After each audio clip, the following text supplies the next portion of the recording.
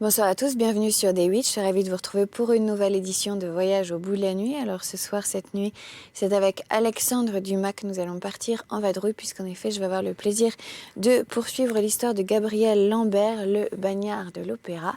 Nous en sommes à la toute fin de cet ouvrage, au chapitre 19, intitulé Le Pendu.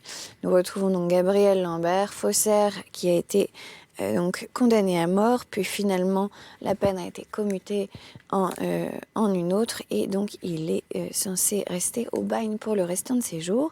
Et son compagnon de bagne commence à se poser des questions sur ses intentions aussi.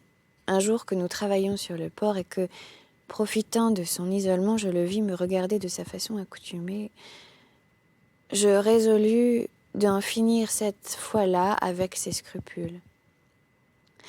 Il faut vous dire qu'au bout du compte, il était assommant et que je commençais à en avoir par-dessus les oreilles, de sorte que je n'aurais pas été fâchée de m'en trouver débarrassée d'une façon ou d'une autre.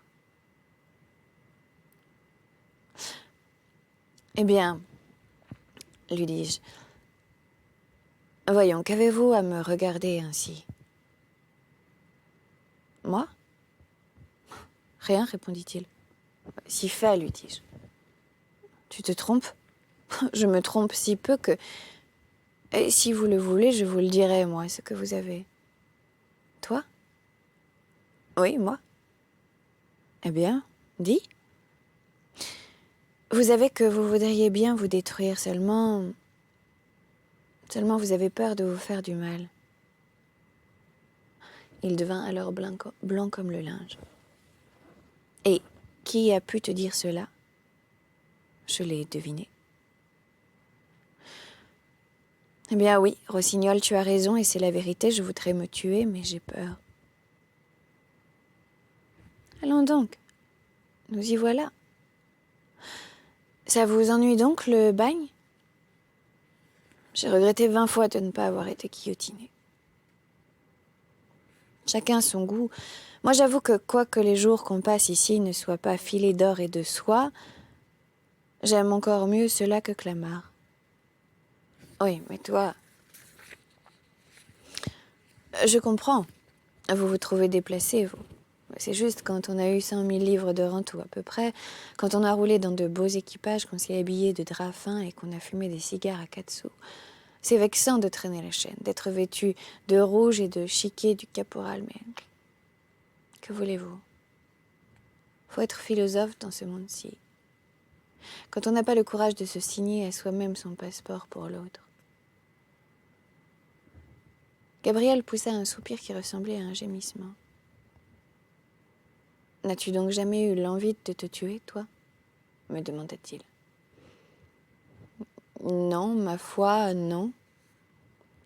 Alors tu n'as jamais songé, parmi les différents genres de mort, à celle qui devait être la moins douloureuse? Dame, il y a toujours un moment qui doit être dur à passer. Cependant, on dit que la pendaison a ses charmes. Tu crois? Sans doute que je le crois. On dit même que c'est pour ça qu'on a inventé la guillotine. Un pendu dont la corde avait cassé en avait raconté, à ce qu'il paraît, des choses si agréables que les condamnés avaient fini par aller à la potence comme s'ils allaient à la noce. Vraiment? Vous comprenez que je n'en ai pas essayé, moi, mais enfin, ici, c'est une tradition. De sorte que, si tu avais résolu de te tuer, tu te pendrais? Oui, certainement. Et il ouvrit la bouche. Je crois que c'était pour me demander de nous pendre ensemble, mais sans doute il vit sur mon visage que je n'étais pas disposée à cette partie de plaisir, car il garda un instant le silence. Eh bien, dis-je, êtes-vous décidé? Pas encore tout à fait, car il me reste un espoir. Lequel? C'est que je trouverai un de nos camarades qui, moyennant que je lui laisserai tout ce que j'ai et une lettre constatant que je me suis détruit moi-même, consentira à me tuer. En même temps, il me regardait comme pour me demander si cette proposition ne m'allait pas. Je secouai la tête. « Oh non, non, non, non, lui dis-je, je ne donne pas là-dedans, moi. Et le résiner me fait peur. Et il fallait demander cela à Acacia, et c'était pour un coup dans le genre de celui-là qu'il était ici. Et peut-être qu'en prenant bien toutes ses précautions, il eût accepté, mais avec moi, cela est impossible. Au moins, une fois que je serai bien décidée à me tuer, au moins tu m'aideras dans mon projet. Bah, c'est-à-dire que je ne vous empêcherai pas de l'accomplir, et voilà tout. Diable, je ne suis qu'à temps, moi, je ne veux pas me compromettre. Nous en restâmes là de la conversation. Près de 6 mois s'écoulèrent encore, pendant lesquels il ne fut plus un instant question de rien entre nous.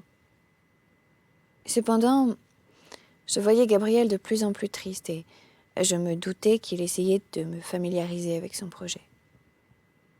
Quant à moi, comme ses réflexions ne m'égayaient pas le moins du monde, j'avais hâte, je l'avoue, qu'il prît un parti.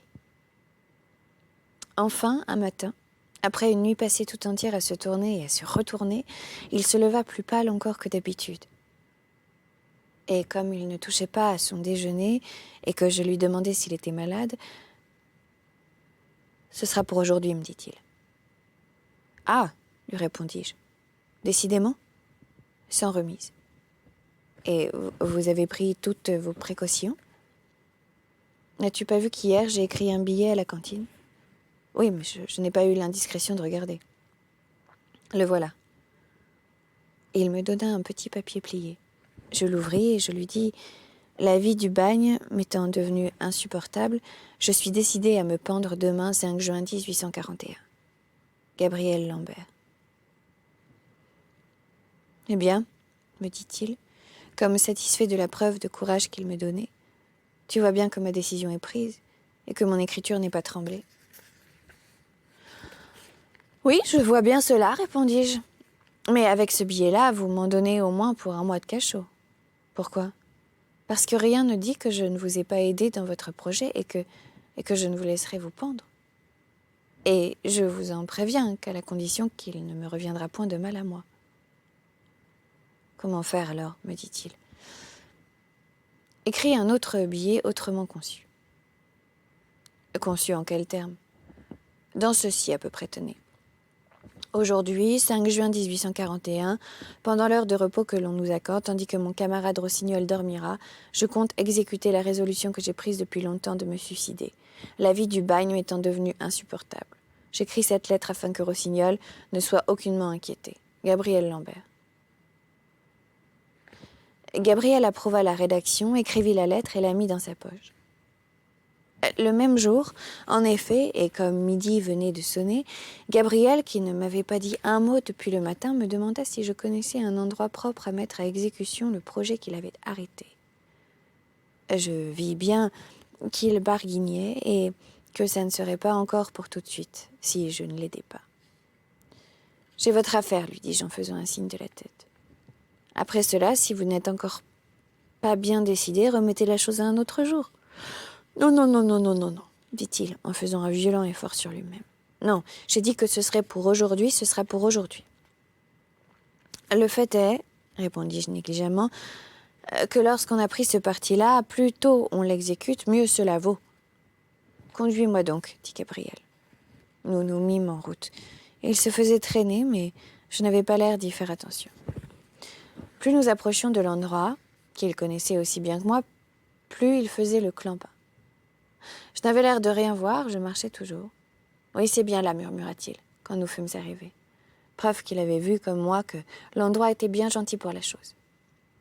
En effet, près d'une de ces grandes piles de planches carrées que vous connaissez, poussait un mûrier magnifique. Je pouvais avoir l'air de dormir à l'ombre de la pile de bois, et lui, pendant ce temps, pouvait se pendre au mûrier. « Eh bien, lui dis-je, que pensez-vous de l'endroit ?» Il était pâle comme la mort. « Allons, repris-je, je vois bien que ça ne sera pas encore pour aujourd'hui. »« Tu te trompes, répondit-il. Ma résolution est prise, seulement il me manque une corde. »« Comment, lui dis-je, vous ne connaissez pas l'endroit ?»« Quel endroit ? L'endroit où vous avez caché ce bout de fil de carré que vous aviez mis dans votre poche, un jour que nous traversions la corderie. »« En effet, dit-il en balbutiant, je crois que c'est ici que je l'avais déposé. »« Tenez, là, lui dis-je, en lui montrant du doigt l'endroit de la pile de bois où je lui avais vu, 15 jours auparavant, fourrer l'objet demandé. Il s'inclina, introduisit sa main dans une des ouvertures. « Dans l'autre, lui dis-je, dans l'autre. » En effet, il fouilla dans l'autre et en tira une jolie petite corde de 3 brasses de long. « Sacristi, lui dis-je, ah voilà qui ferait venir l'eau à la bouche. »« Maintenant, que faut-il que je fasse ?» me demanda-t-il. « Priez-moi tout de suite de vous préparer la chose, ce sera plutôt fait. » « Eh bien oui, dit-il, tu me ferais plaisir. »« Je vous ferai plaisir en vérité ? » ?»« Oui. »« Vous m'en priez ? » ?»« Je t'en prie. » Allons, je n'ai rien à refuser à un camarade. Je fis à la cordelette un joli petit nœud coulant. Je l'attachai à une des branches les plus fortes et les plus élevées et j'approchai du tronc du mûrier une bûche que je mis debout et qu'il n'avait plus qu'à pousser du pied pour mettre 2 pieds de vide entre lui et la terre. C'était certes plus qu'il n'en fallait à un honnête homme pour se pendre. Pendant tout ce temps, lui me regardait faire. Il n'était plus pâle, il était couleur de cendre. Quand ce fut achevé, « Voilà, lui dis-je. La grosse ouvrage est faite, maintenant, avec un brin de résolution, ce sera fini en 1 seconde. »« Cela est bien aisé à dire, murmura-t-il. »« Après ça, repris-je, vous savez bien que ce n'est pas moi qui vous y pousse, au contraire, j'ai fait tout ce que j'ai pu pour vous en empêcher. »« Oui, mais moi je le veux, dit-il en montant résolument sur sa bûche. »« Eh bien, mais attendez donc que je me couche, moi. »« Couche-toi, me dit-il. » Je me couchai. « Adieu, rossignol, me dit-il. » Et il passa la tête dans le nœud coulant. « Eh bien, ôtez donc votre cravate, lui dis-je. Vous allez vous pendre avec votre cravate. Eh bien, non, ça sera du nouveau. »« C'est vrai, murmura-t-il, et il ôta sa cravate. »« Adieu, rossignol, reprit-il une seconde fois. Adieu, monsieur Lambert. Bien du courage, je vais fermer les yeux pour ne pas voir cela. » En effet, c'est terrible à voir. 10 secondes s'écoulèrent pendant que je fermais les yeux, mais rien ne m'indiquait qu'il se passait quelque chose de nouveau. Je les rouvris. Il avait toujours le cou passé dans le nœud coulant, mais ce n'était déjà plus un homme pour la couleur, c'était un cadavre. Eh bien alors, lui dis-je, il poussa un soupir. « Le père Chiverny !» m'écriai-je, en fermant les yeux et en faisant un mouvement qui, je crois, fit tomber la bûche. « À l'aide !» essaya de crier Lambert, mais la voix s'éteignit, étranglée dans son gosier. Je sentis des mouvements convulsifs qui faisaient trembler l'arbre. J'entendis quelque chose comme un râle. Puis, au bout d'1 minute, tout s'éteignit. Je n'osais pas bouger. Je n'osais pas ouvrir les yeux, je faisais semblant de dormir. J'avais vu le père Chiverny, vous savez bien, le garde Chiourme, venir de mon côté. J'entendais le bruit des pas qui s'approchaient. Enfin, je sentis qu'on me donnait un violent coup de pied dans les reins. « Et qu'est-ce qu'il y a, les autres ?» dis-je en me retournant et en faisant semblant de m'éveiller. « Il y a que pendant que tu dors, ton camarade s'est pendu. »« Quel camarade ?»« Oh, tiens, c'est vrai, fis-je, comme si j'ignorais complètement que tout cela s'était passé. »« Avez-vous jamais vu un pendu, monsieur Dumas ? C'est fort laid. » Gabriel, surtout, était affreux. Il faut croire qu'il s'était fort ébattu, car il était tout défiguré, les yeux lui sortaient de la tête, la langue lui sortait de la bouche, et il se tenait cramponné de ses 2 mains à la corde comme s'il essayait de remonter. Il paraît que ma figure exprima un tel étonnement que l'on crut à mon ignorance de la chose. D'ailleurs, on fouilla dans la poche de Gabriel et on y trouva le petit papier qui me déchargeait entièrement. On dépendit le cadavre, on le mit sur une civière et on nous ramena l'un et l'autre à l'infirmerie. Puis on alla prévenir l'inspecteur. Pendant ce temps, je restais près du corps de mon compagnon, auquel j'étais enchaînée. Au bout d'1 quart d'heure, l'inspecteur entra, il examina le cadavre, écouta le rapport du père Chiverny et m'interrogea.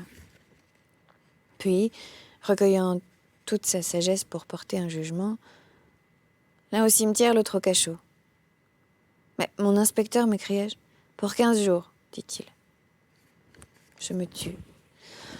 J'avais peur de faire doubler la peine, ce qui arrive ordinairement quand on réclame. On me dériva et l'on me mit au cachot, je restai 15 jours. En sortant, on m'appareilla avec Perce-Oreille, un bon garçon que vous ne connaissez pas et qui cause au moins celui-là.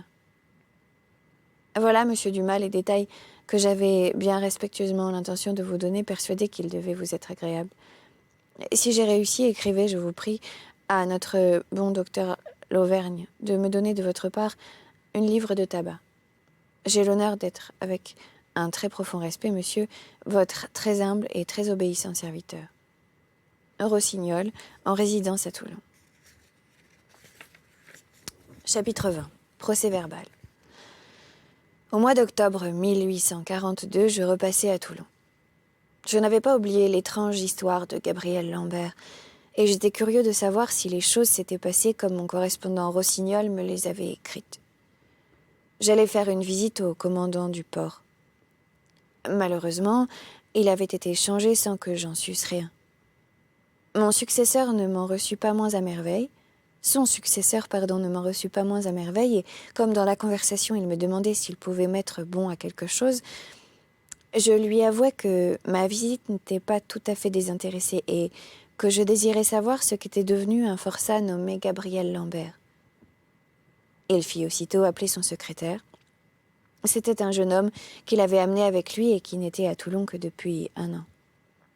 « Mon cher monsieur Durand, lui dit-il, informez-vous si le condamné Gabriel Lambert est toujours ici, puis revenez nous dire ce qu'il fait et quelles sont les notes qui le concernent. » Un jeune homme sortit et 10 minutes après rentra avec un registre tout ouvert.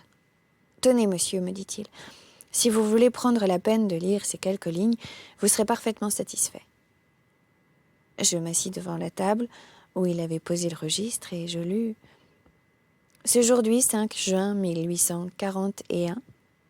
Moi, Laurent Chiverny, surveillant de première classe, faisant ma tournée dans le chantier pendant l'heure de repos accordée aux condamnés à cause de la grande chaleur du jour, déclare avoir trouvé le nommé Gabriel Lambert, condamné aux travaux forcés, à perpétuité, pendu à un mûrier, à l'ombre duquel dormait ou faisait semblant de dormir son compagnon de chaîne, André Toullement, surnommé Rossignol.